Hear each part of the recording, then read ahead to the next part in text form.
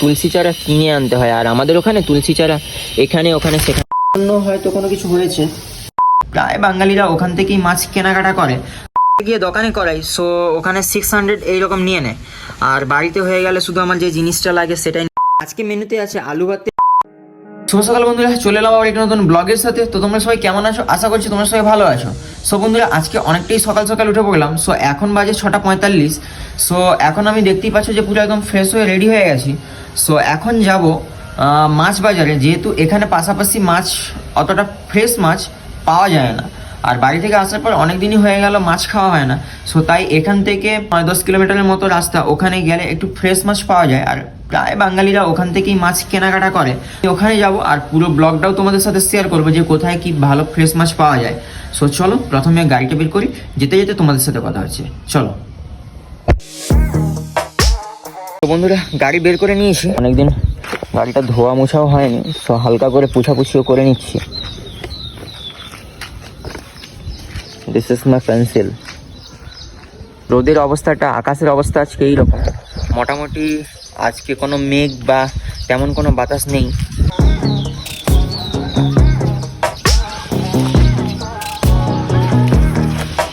বাইকের মিটার 3-4 দিন হয়ে গেল খারাপ হয়ে পড়ে আছে, আর বাইকের মোবাইলটাও চেঞ্জ করা হয়নি। সো আজকে ভাবলাম যে মোবাইলটাও চেঞ্জ করব।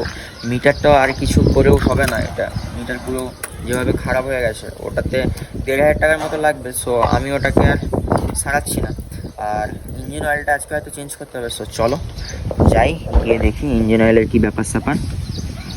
তো ফাইনালি বন্ধুরা চলে এসেছি এখানে। তো চলো দেখি কোথায় কি মাছটা আছে।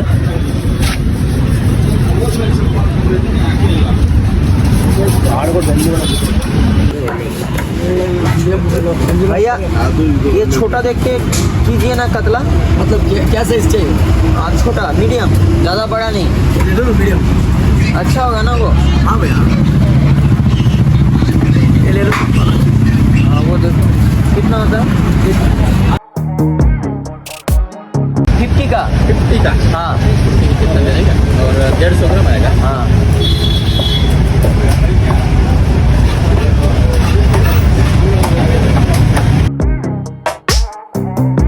মাছ নেওয়া কমপ্লিট। সো এবার চলো বাইক স্টার্ট করি। তো বন্ধুরা, পেন্সিলে একটু হাওয়া চেক করার জন্য চলে এসেছি। ওখান থেকে একটু হাওয়াটা চেক করে নিই, হাওয়াটা কেমন আছে কি নেই।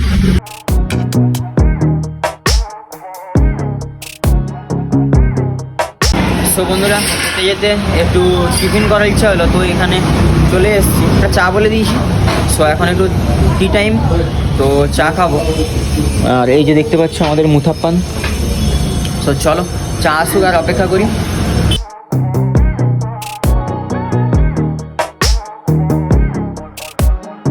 তো বন্ধুরা, চা চলে এসছে।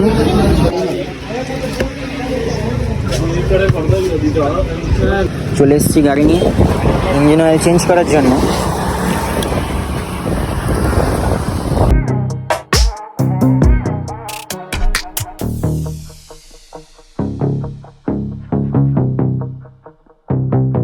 সো এখন আমি যখন রাস্তায় আস্তে আস্তে দেখি যে দেখো কাঁটাটা কাজ করছে, তো কখন যে ঠিক হয় আবার কখন যে আপনা আপনি ঠিক হয়ে যায়, আপনা আপনি আবার খারাপ হয়ে যায়। মোটামুটি এই একটাই প্রবলেম ছিল, যেটা শর্ট আউট হয়ে গেছে। এই যে এখনও দেখো স্টিল কাঁটাটা উঠে আছে, আপনা আপনি রাস্তা থেকে আস্তে আস্তে আপনা আপনি হয়ে গেল। আর আমার বাইক যখনই আমি বের করি তখনই বৃষ্টি তো লেগেই থাকে। বাইক ধোয়ালে বৃষ্টি, বাইক বের করলেও বৃষ্টি। তো এই দেখো কাঁটাটা ওয়ার্ক করছে। আমি এই যে এখন স্ট্যান্ড করব, দেখো হালকা হালকাভাবে নেমে গেল। আবার যখন আমি করছি তখন এগেন আবার ওটা ব্যাক করছে ওপরের দিকে। So I am happy. আর this is my pencil, yo baby. বাজার থেকে বাড়িতে চলে এসেছি, আর মাছ তো দেখতেই পেলে, একটা কাতলা নিয়েছি আর চিংড়ি মাছ। সো চিংড়ি মাছটা নিয়ে চলে এসেছি, আর এদিকে ছাড়াতেও বসে পড়েছি চিংড়ি মাছটা। সো চলো এটাকে প্রথমে চটচট করে ছাড়িয়ে নিই। তোমরা তো আগের ব্লগে দেখেইছিলে যে এই তুলসী চারাটা নিয়ে চলে এসেছিলাম, তো আজকে এটাকে লাগাতে হবে, নাহলে গাছটা মরে যাবে। সো চলো এখান থেকে গিয়ে, সো পেন্সিল।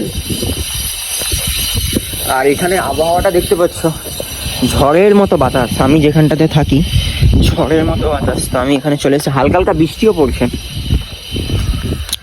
তো এটাতে লাগাতে হবে। সো চলো এটাকে প্রথমে খুলে নিয়ে তারপরে লাগাই। এখানে তুলসী চারা কিনে আনতে হয়, আর আমাদের ওখানে তুলসী চারা এখানে ওখানে সেখানে পড়ে থাকে। আর এটা সো এই মাটিটা দিয়েই আমি এখন লাগাবো। আর এটাকে গুঁড়া করে নিতে হবে প্রথমে। তো চলো এটাকে প্রথমে গুঁড়া করে নিই। আর এদিকে বৃষ্টিও চলে এসছে, দেখতে পাচ্ছ। আমি সাথে সাথে নিয়ে এলাম আর বৃষ্টি চলে এলো। যা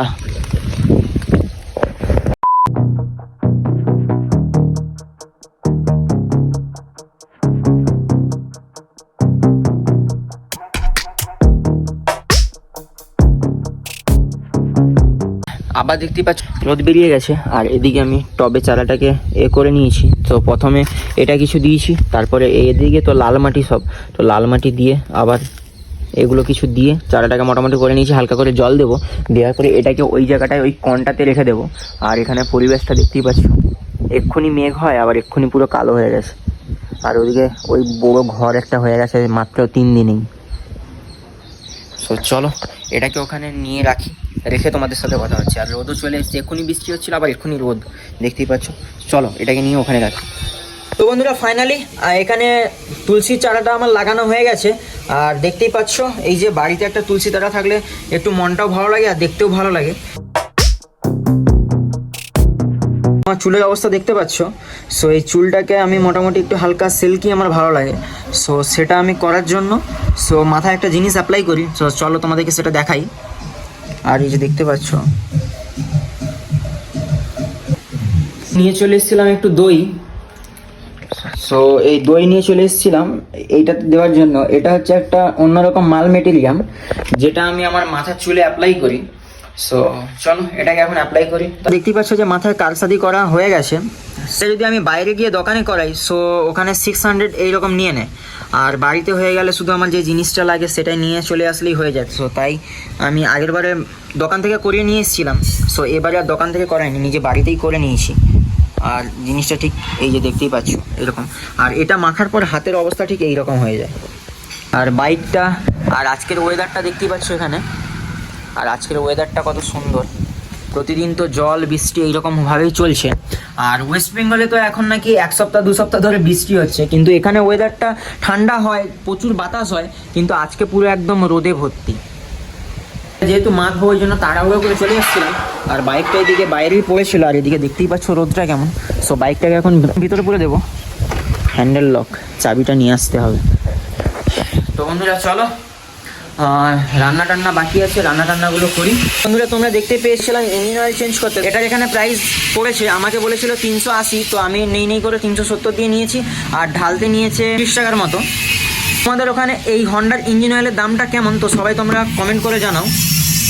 ইন্ডাকশানে আমি জল বসিয়ে চলে গেছিলাম, গাড়িটা বাইরে রোদে পড়েছিল ভেতরে আনার জন্য। আর এসে দেখি ইন্ডাকশানের নিচ থেকে এরকম ধোঁয়া বেরোচ্ছে। তারপর আমি ঝটপট করে প্লাগটাকে খুলে দিই। খুলে দেওয়ার পরে নিচটা উঠিয়ে দেখি, তারপরে উপরের পুরো কাঁচটা দেখতেই পেলে যে এক্ষুনি ফট করে কিভাবে ভেঙে গেল। তো বন্ধুরা তোমরা দেখতেই পাচ্ছ যে এই ওয়্যারটার জন্য হয়তো কোনো কিছু হয়েছে। এই ওয়্যারটার জন্য কিছুই বুঝতে পারছি না। আর এটার উপরে যে কাঁচটা থাকে ওটা পুরো ফেটে গেছে, এক্ষুনি দেখতে পেলে তোমরা ভিডিওতে ফট করে উঠছিল। আর পিছনটা ঠিক এইরকম হয়ে গেছে। এটাতেই মনে হয় কোনো কিছু প্রবলেম হয়েছে এই ভিতরটাতে, যার জন্য পুরো পুড়ে গেছে। এই জিনিসটা মেবি এখানে ছিল, এই কারণের জন্য কোনো কিছু হয়ে গেছে। এই তারটা মেবি এইভাবে ছিল, এইটা হিট পেয়েছে, হিট পাওয়ার জন্য এটা উনেছে, ওনার থেকে জিনিসটা হয়েছে। এখনো প্রচুর গরম আসছে এখান থেকে। এটার পাশেই ছিল গ্যাস, তো কি হতো কে জানে, হিট হয়ে আছে প্রচুর। শুকিয়ে গেছে জিনিসটা, শুকিয়ে গেলে ঠিক এই রকম হয়ে যায়। সো এখন এইরকম হয়ে গেছে। তো চলো এবার শুয়ে নিই, ফ্রেশ হয়ে তোমাদের সাথে স্নান করে চলে এসেছি।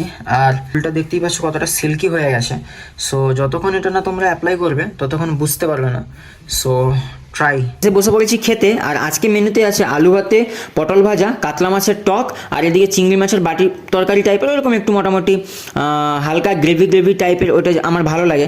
সো ওটাও হয়ে গেছে। সো চলো এবার খাওয়া দাওয়া শুরু করি। খাওয়া দাওয়ার পরে ব্লগটাকে আর কন্টিনিউ করতে পারিনি, ঘুমিয়ে গেছিলাম। আর এদিকে সন্ধে হয়ে গেছে দেখতে পাচ্ছ, আর ঠাকুর পুজো কমপ্লিট হয়ে গেছে। তো যেহেতু সকাল থেকে পড়তে বসা হয়নি, দেখতেই পেলে বাজারে চলে গেছিলাম, তারপরে এসে মাথায় জিনিসপত্র করলাম, তারপরে খাওয়া দাওয়া এটা ওটা করতে করতে তো পড়াশোনা হয়নি। সো এখন আমি বসবো পড়তে। সো চলো পড়তে বসা যাক, তারপর তোমাদের সাথে কথা হচ্ছে। পড়া থেকে উঠে পড়েছি, আর আমার মালিক সবসময় বলে একটু মাছ রান্না করে খাওয়াবে। সো মাছের ঝাল যেহেতু হয়ে গেছে, তো এটা আমি এখন যাবো আমার মালিককে দিতে, মানে রুমের যে মালিক ওনাকে দিতে যাব। সো চলো। ডিনার কমপ্লিট হয়ে তো বন্ধুরা এইমাত্র ডিনার কমপ্লিট করে উঠলাম। সো আজকের ব্লগটাকে আর বেশি বোর করছি না, আজকের ব্লগটি এই পর্যন্ত। দেখাবে পরে এক নতুন কোনো ব্লগের সাথে। আজকের ব্লগটি কেমন লাগলো অবশ্যই কমেন্ট করে জানাও। আজকের ব্লগটি যদি ভালো লাগে তো অবশ্যই লাইক আর শেয়ার করতে তো একদমই ভুলো না। টাটা।